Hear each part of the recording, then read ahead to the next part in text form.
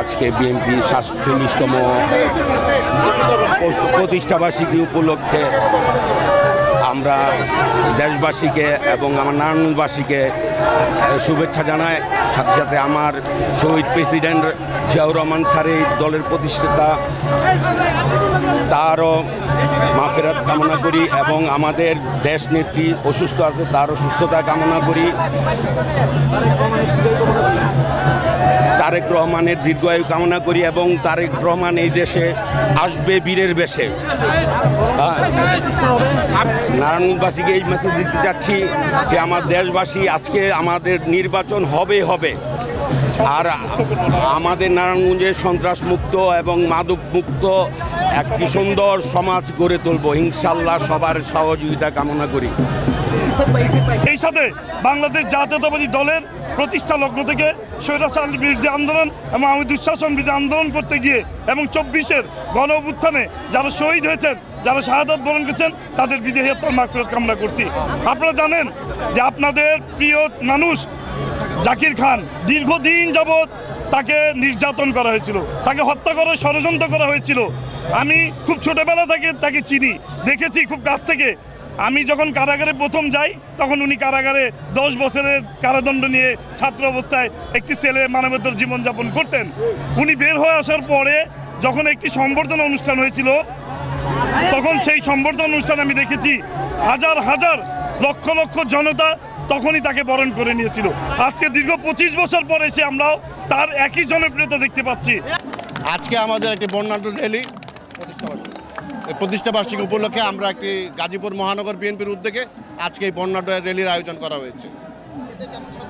Source থেকে জানতে পারছেন যে কিভাবে মানুষ মুখিয়ে আছে আজকে এই বিএনপির জন্য। তারুণ্যের প্রথম ভোট হোক ধানের শীষে।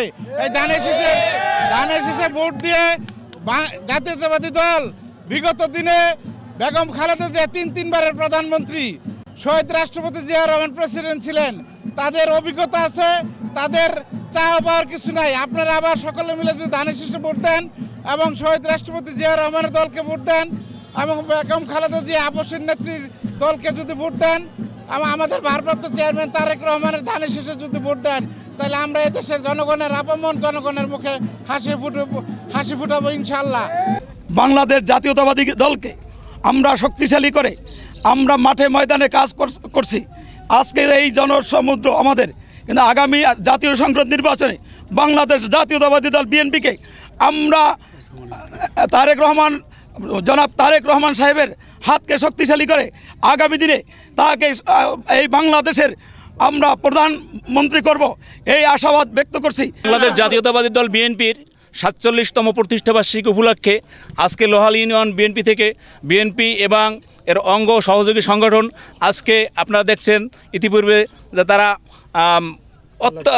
ব্যাপক উপস্থিতি এবং আজকের যে প্রোগ্রাম, আজকের যে র্যালি, সেটা সাকসেস করার জন্য তারা আসছে। আর যারা টুপি দাড়ি পরে মিথ্যার আশ্রয় নিয়ে নির্বাচন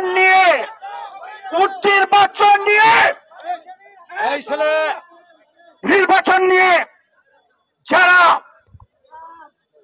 ভণ্ডুল করার চেষ্টা করছে, তাদেরকে বলে দিতে চাই, এই 17 বছর রাজপথে ছিলাম এই ভোটের অধিকার এবং ভাতের অধিকার কায়েম করার জন্য। বন্ধুরা আমার, রাজপথে নামলে কিন্তু কাউকে ছেড়ে দেওয়া হবে না। বাংলাদেশের জনগণ ভোটের পক্ষে আছে, আমরাও বাংলাদেশের জনগণের পক্ষে আছি। বাংলাদেশের মানুষ আগামী দিনে নির্বাচন চায়, তারেক রহমানকে বাংলাদেশে দেখতে চায়। এই নির্যাতিত মানুষের অভিভাবক হিসাবে তারেক রহমানকে দেখতে চায়।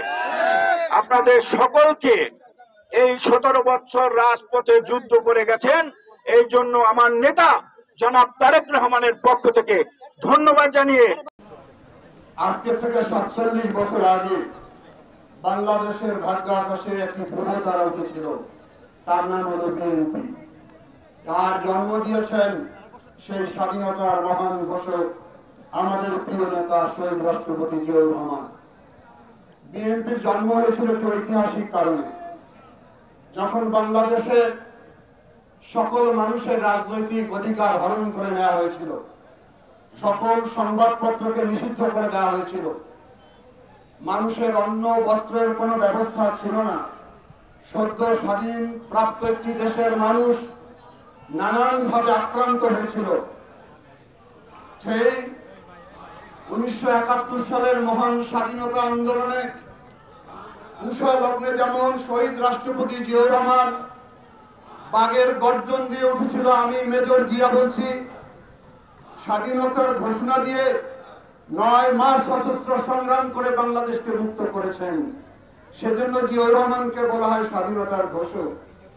সেই জিয়াউর রহমান নিজ পেশায় ফিরে গিয়েছিলেন, মনে করেছিলেন 30 লক্ষ মানুষের আত্মত্যাগ, 2 লক্ষ মা বোনের ইজ্জতের বিনিময়ে বাংলাদেশ একটি সাম্যের বাংলাদেশ হবে, একটি দুর্নীতিমুক্ত বাংলাদেশ হবে। কিন্তু আমাদের সে আশার ধূলিসাৎ করে দিল আওয়ামী লীগ। লক্ষ্য করে দেখেন, সেই 1974-75 কালো শাসনে বাংলাদেশের টেকনাফ থেকে তেতুলিয়ার মানুষ ফুঁসে উঠেছিল। সেই ফুঁসে ওঠার মাধ্যমে বিস্ফোরণ ঘটেছিল 7ই নভেম্বর। সিপাহী জনতার বিপ্লবের মধ্য দিয়ে আবার ওই জিয়াউর রহমান ক্ষমতার পাদদেশে এসে বসেছিলেন। যখনই সংকট তখনই জিয়াউর রহমানের ক্ষমতা গ্রহণের পর তিনি এমন একটি দলের জন্ম দিলেন যে দল হলো মধ্যপন্থী দল।